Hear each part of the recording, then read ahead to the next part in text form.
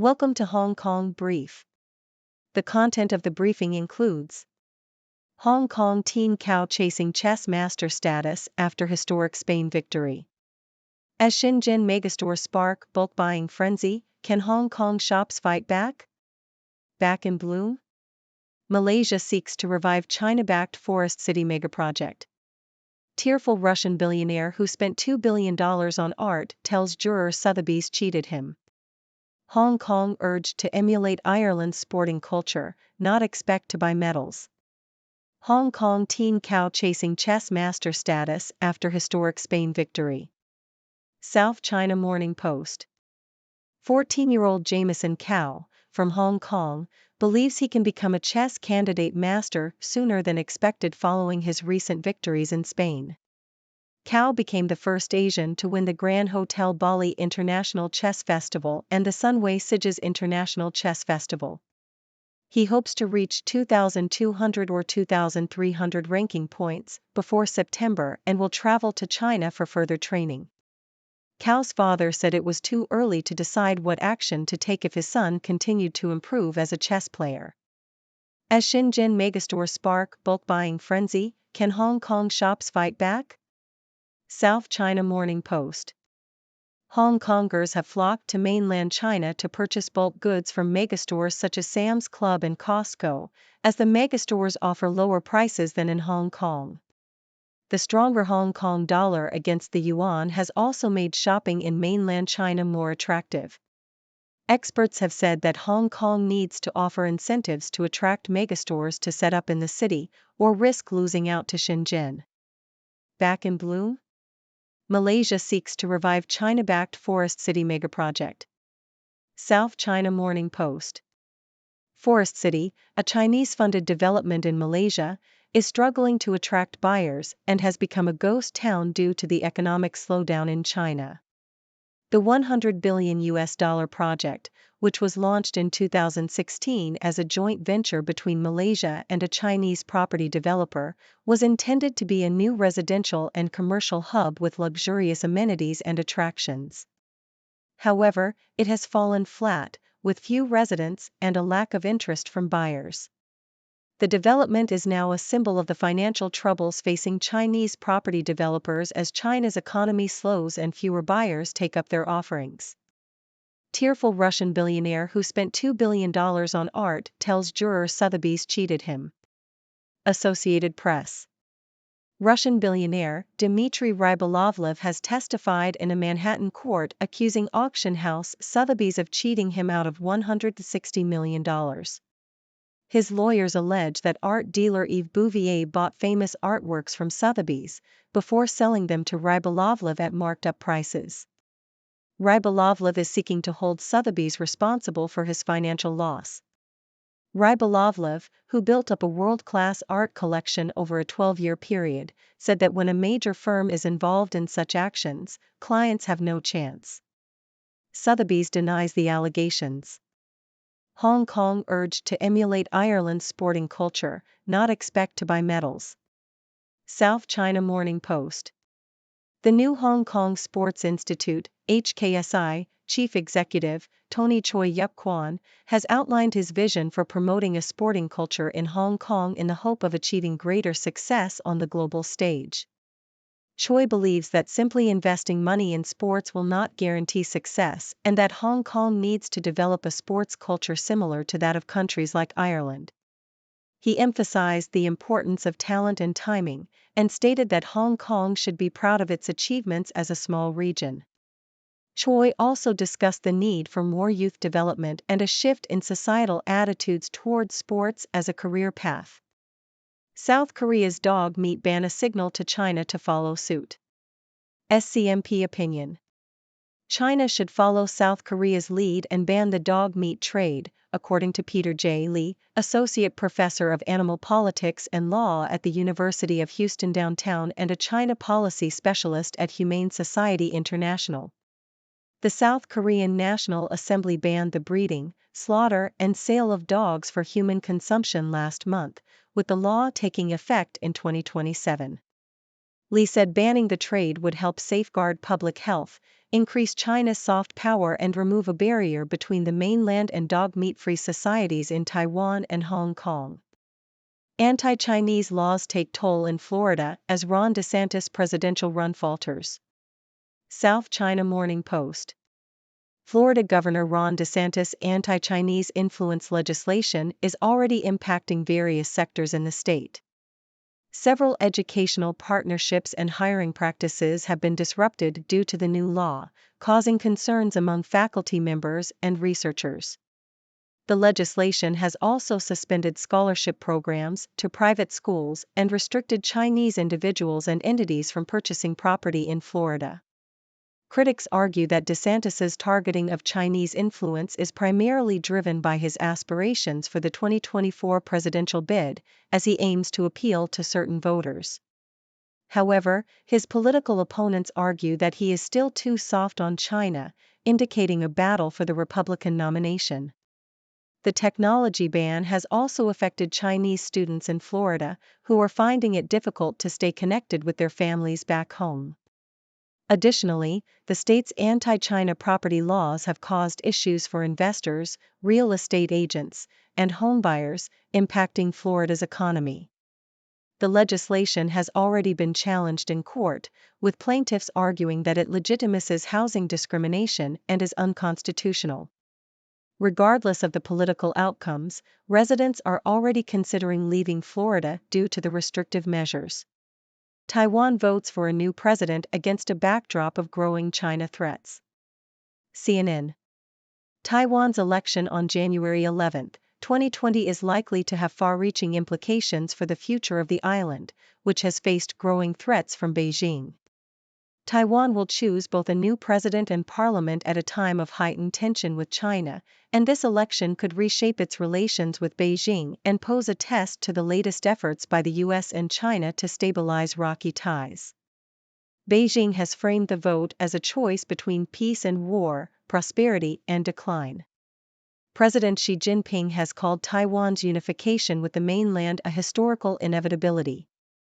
The three men vying to succeed President Tsai Ing-wen are Tsai's current vice president, Lai Ching-te, who hopes to win a third term for the ruling Democratic Progressive Party, DPP, mayor and former police chief Ho Uih, the candidate for the main opposition party Kuomintang, KMT, and Ko Wen-jae, hailing from the Taiwan People's Party, TPP. The race is tight, but the TPP has attracted young voters with its focus on economic and livelihood issues.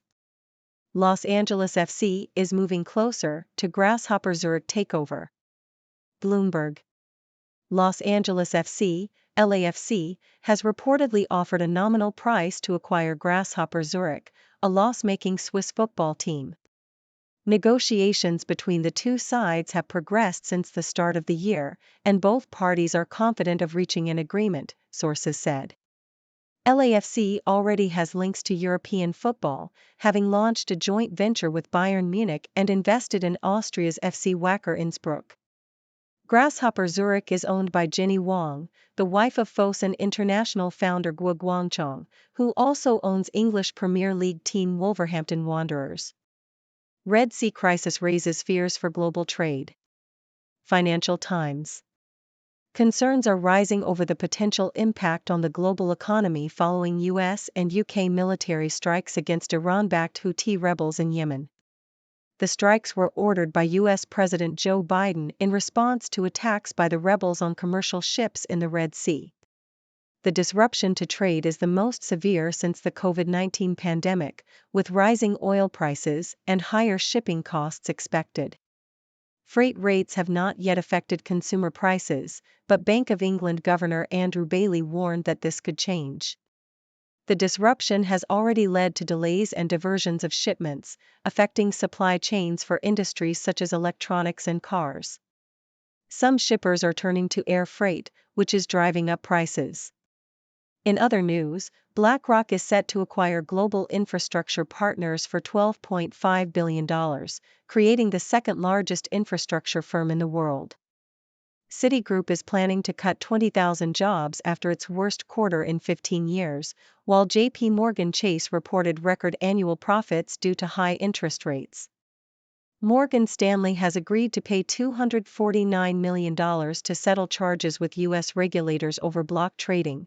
Bank of America's Q4 profits fell nearly 60% due to a charge linked to last year's regional banking crisis, and Wells Fargo's earnings rose by 9% despite higher loan loss provisions. Finally, China's military has threatened to smash any Taiwan independence plots, with voters set to elect a new president and parliament. China's deflation shows domestic demand is big 2024 challenge. Bloomberg. China's sluggish domestic demand is expected to be a key economic challenge in 2024, with declining consumer prices, flat import growth, and a slowdown in lending indicating a lack of confidence and a struggling real estate sector. Economists are pessimistic about Beijing's response to the challenge, with low confidence levels and a struggling real estate sector limiting the impact of monetary easing. This raises the odds of lower demand from China for goods and commodities and persistent export price declines, adding to trade tensions and easing inflation. The recovery is expected to be slow and bumpy, with China continuing to export deflation to the rest of the world. U.S. sanctions Hong Kong and UAE firms over Houthi support. South China Morning Post. The U.S. has imposed sanctions on two companies, one in Hong Kong and one in the United Arab Emirates, UAE, for their involvement in funding Iranian-backed Houthi rebels in Yemen. The companies, Cielo Maritime and Global Tech Marine Services, were accused of shipping Iranian commodities for the Houthi network.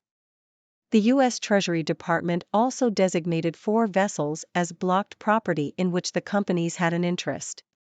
The Houthi rebels have been attacking shipping in the Red Sea, forcing cargo ships to avoid the Suez Canal. The US and UK have launched strikes against the rebels in an attempt to halt the attacks. China brokers ceasefire between Myanmar military and rebel alliance. Financial Times. China has brokered a ceasefire between Myanmar's military and a rebel alliance in the country's southeast. The civil war in Myanmar has tested Beijing's ability to mediate in foreign conflicts, particularly because the conflict is spilling over into China's territory. The Myanmar military government confirmed it had agreed to a temporary ceasefire.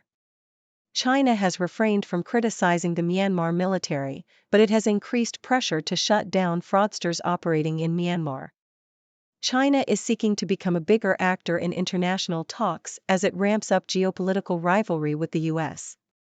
Apple new AirDrop users could be identified and tracked as early as 2019, researchers say. CNN. Apple was warned as early as 2019 about security flaws in its AirDrop feature that Chinese authorities exploited to identify users, according to security researchers. AirDrop is a wireless sharing function that allows Apple users to share files via Bluetooth and other wireless connectivity. It has been used by pro-democracy activists in Hong Kong, leading to a crackdown by the Chinese government. Security experts and U.S. lawmakers have raised concerns about Apple's relationship with China and the ability of authoritarian regimes to exploit U.S. tech products. Beijing-based firm Wangshan Dongjian Technology is said to have compromised AirDrop to identify users accused of sharing inappropriate information. Apple did not respond to a request for comment. Hong Kong teams make winning start to World Rugby Challenger Series in Dubai.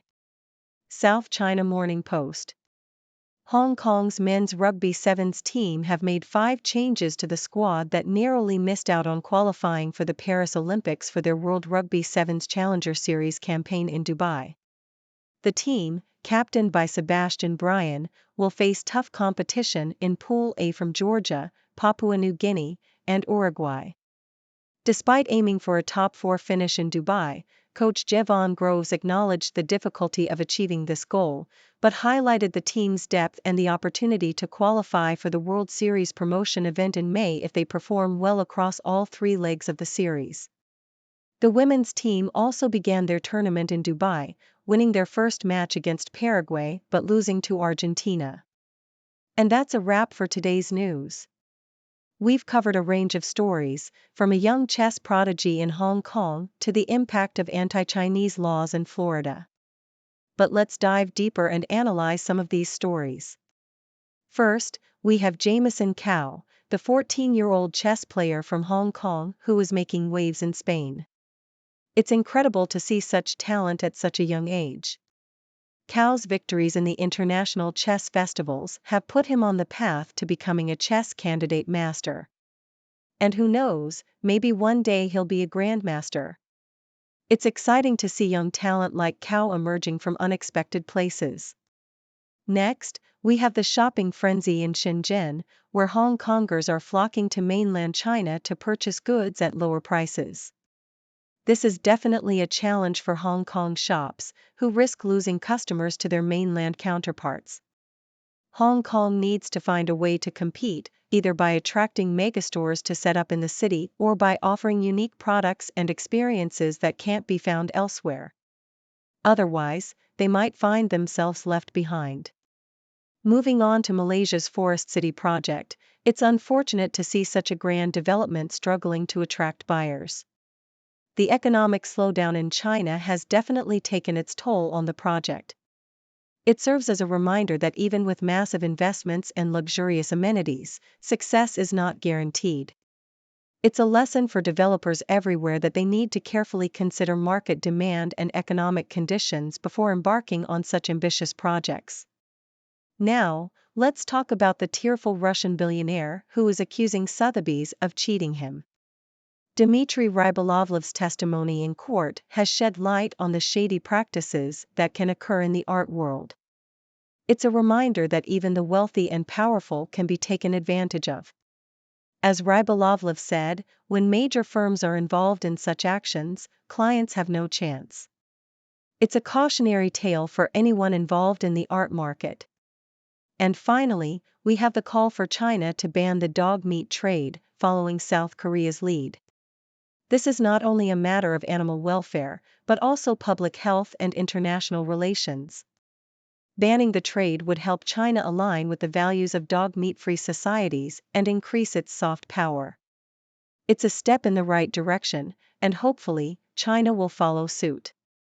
So, there you have it, a range of stories from the world of chess to the art market to international relations. As always, I encourage you, our dear viewers, to share your thoughts and questions. What are your thoughts on these stories? Do you have any insights or opinions to share? Let's keep the conversation going. Thank you for tuning in. The content above showcases the latest briefing reports and analytical synopses, thoughtfully curated by the 6Do team. These insights stem from a wide array of reputable media outlets, think tanks, government sources, and specialized experts worldwide. We encourage you to explore these sources for a comprehensive perspective. Keep in mind that while the content may not always align with the official standpoint of 6Do Brief, it's not meant to be taken as absolute directives for decision-making. Comprising seasoned media professionals, learned scholars, and accomplished scientists, the 6Do team embodies a trailblazing, fully independent media entity.